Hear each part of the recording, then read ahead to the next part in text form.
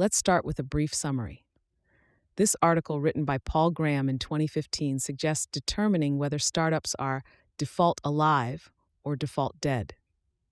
Considering a startup's current revenue growth and expenses, determining whether it will be profitable until it runs out of money can be a key indicator of its future success. Graham points out that many founders do not ask this critical question, and this often leads to failure. He also states that there is a stark distinction between rapid growth and low-cost operations, and that a startup's rapid growth is often due to the product directly addressing a great need. Before we dive in, I want to share a quick note about how this podcast is created. As you've probably noticed, this podcast isn't voiced by a human, but by artificial intelligence. I'm obligated to inform you of this beforehand due to the rules of AI services. This podcast is made possible by our sponsor, Wope.com, an AI startup that combines content marketing with artificial intelligence to significantly boost traffic and revenue of your startups. For all the latest content, be sure to follow me at x.com, higitkoner. Now, let's turn our attention back to the essay, The Survival or Demise of a Startup, Which is the Default? Original title, Default Alive or Default Dead? Date, October 2015. When I talk to a startup that's been operating for more than 8 or 9 months, the first thing I want to know is almost always the same. Assuming their expenses remain constant and their revenue growth is what it has been over the last several months, do they make it to profitability on the money they have left? Or, to put it more dramatically, by default, do they live or die? The startling thing is how often the founders themselves don't know. Half the founders I talk to don't know whether they're default alive or default dead. If you're among that number, Trevor Blackwell has made a handy closegrowth.tlb.org you can use to find out. The reason I want to know first whether a startup is default alive or default dead is that the rest of the conversation depends on the answer. If the company is default alive, we can talk about ambitious new things they could do. If it's default dead, we probably need to talk about how to save it. We know the current trajectory ends badly. How can they get off that trajectory? Why do so few founders know whether they're default alive or default dead? Mainly, I think, because they're not used to asking that. It's not a question that makes sense to ask early on, any more than it makes sense to ask a 3-year-old how he plans to support himself. But as the company grows older, the question switches from meaningless to critical. That kind of switch often takes people by surprise. I propose the following solution.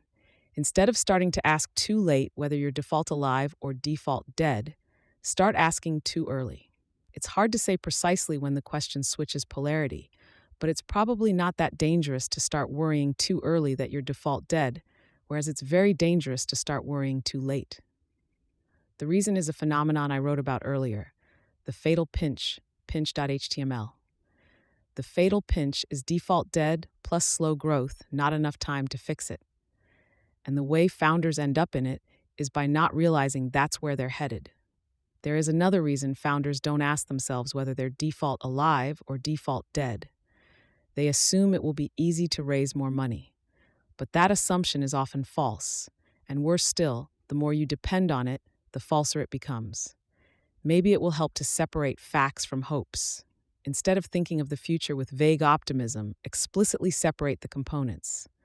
Say, we're default dead, but we're counting on investors to save us. Maybe as you say that, it will set off the same alarms in your head that it does in mine. And if you set off the alarms sufficiently early, you may be able to avoid the fatal pinch. It would be safe to be default dead if you could count on investors saving you. As a rule, their interest is a function of growth.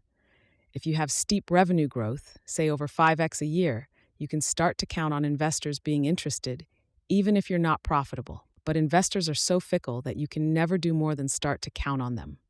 Sometimes something about your business will spook investors, even if your growth is great. So no matter how good your growth is, you can never safely treat fundraising as more than a plan A. You should always have a plan B as well. You should know, as in, write down precisely what you'll need to do to survive if you can't raise more money, and precisely when you'll have to switch to plan B if plan A isn't working. In any case, growing fast versus operating cheaply is far from the sharp dichotomy many founders assume it to be. In practice, there is surprisingly little connection between how much a startup spends and how fast it grows. When a startup grows fast, it's usually because the product hits a nerve, in the sense of hitting some big needs straight on.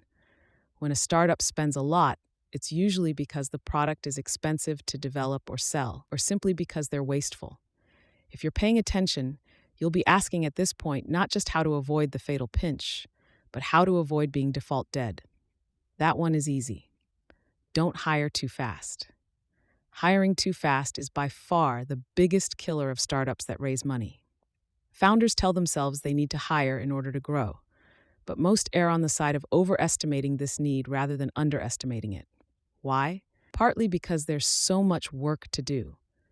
Naive founders think that if they can just hire enough people, it will all get done. Partly because successful startups have lots of employees, so it seems like that's what one does in order to be successful. In fact, the large staffs of successful startups are probably more the effect of growth than the cause. And partly because when founders have slow growth, they don't want to face what is usually the real reason. The product is not appealing enough. Plus, founders who've just raised money are often encouraged to overhire by the VCs who funded them. Killer cure strategies are optimal for VCs because they're protected by the portfolio effect.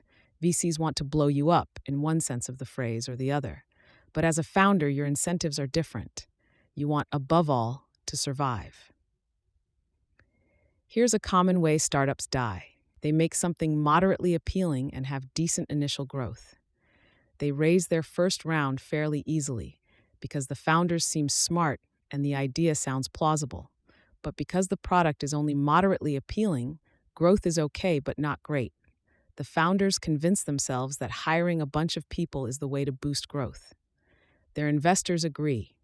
But because the product is only moderately appealing, the growth never comes. Now they're rapidly running out of runway. They hope further investment will save them. But because they have high expenses and slow growth, they're now unappealing to investors. They're unable to raise more and the company dies. What the company should have done is address the fundamental problem, that the product is only moderately appealing. Hiring people is rarely the way to fix that. More often than not, it makes it harder. At this early stage, the product needs to evolve more than to be built out, and that's usually easier with fewer people. Asking whether you're default alive or default dead may save you from this. Maybe the alarm bells it sets off will counteract the forces that push you to overhire. Instead, you'll be compelled to seek growth in other ways. For example, by doing things that don't scale, ds.html, or by redesigning the product in the way only founders can. And for many, if not most startups, these paths to growth will be the ones that actually work. Airbnb waited 4 months after raising money at the end of Y Combinator before they hired their first employee. In the meantime, the founders were terribly overworked, but they were overworked evolving Airbnb into the astonishingly successful organism it is now. Notes: 10. Steep usage growth will also interest investors.